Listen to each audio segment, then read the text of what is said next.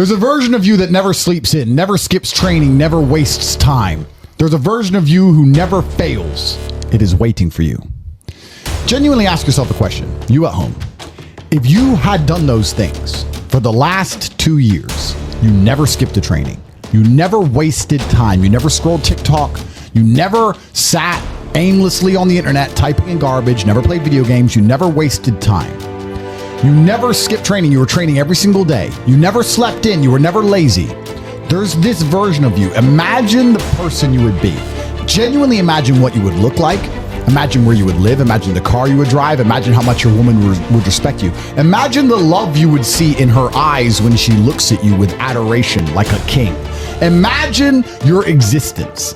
That person is waiting for you, and the only thing that's stopping you from being that person is your monumental laziness. You can have it. The universe is very giving. It will give you anything you work for. I've never seen somebody try for something with all of their might and not get it.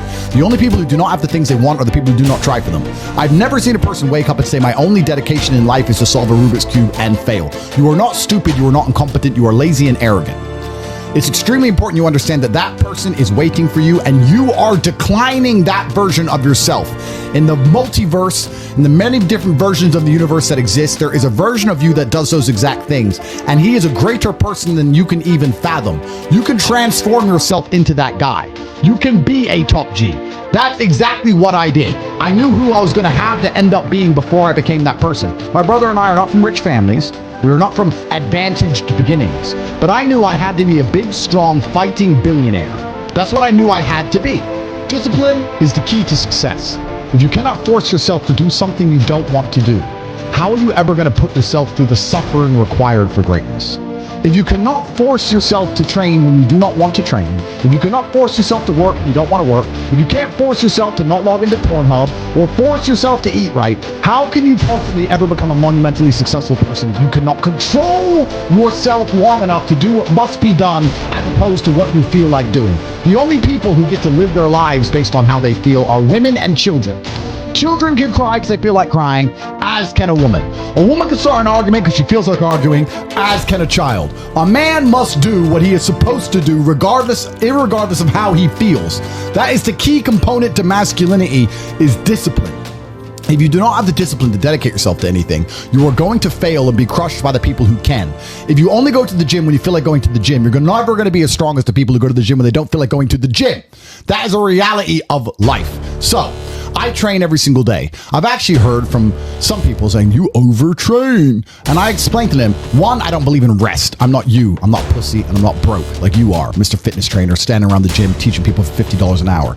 I don't need to listen to you. Secondly, I don't train because I want to get bigger. I train every day because it is difficult to train every day. It hurts. I don't want to. I wake up and I'm busy. I have other things to do. I don't feel like doing it, so I force myself to do it 7 days a week, 365 days a year, so that I know I'm the kind of person who can do what he doesn't want to do when it needs to be done. I am that man, and it is more of a mental exercise than a physical exercise at this point. How can you ever outcompete me if I can force myself to do the things I don't want to do and you cannot?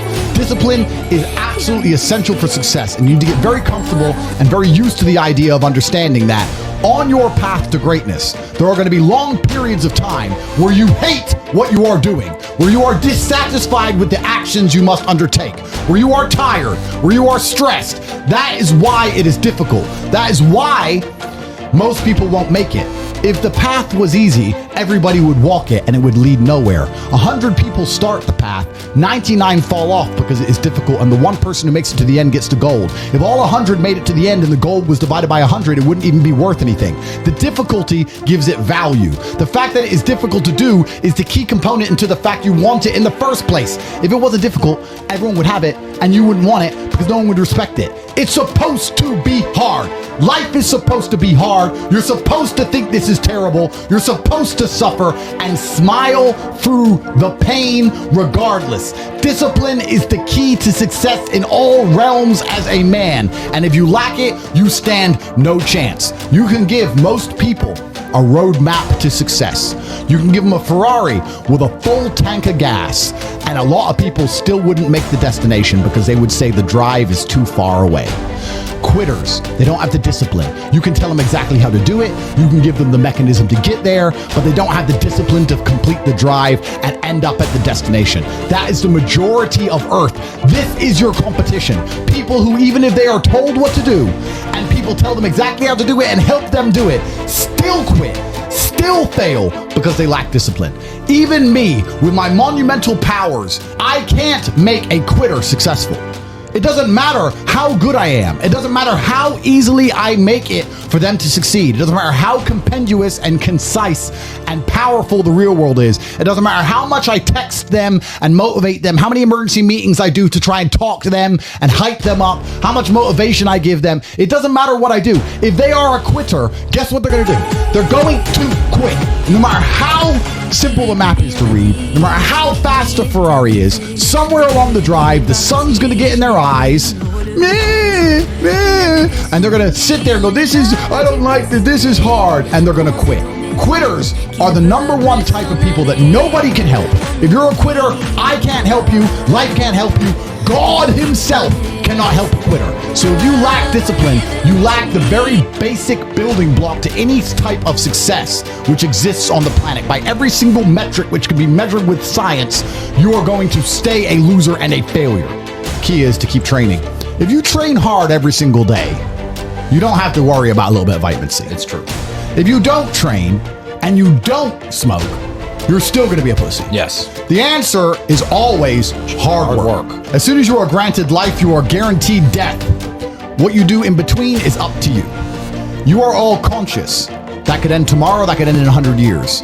But the time between the beginning of your consciousness and the end of it is completely up to you. Training is never the wrong decision. If you're in jail, you should train.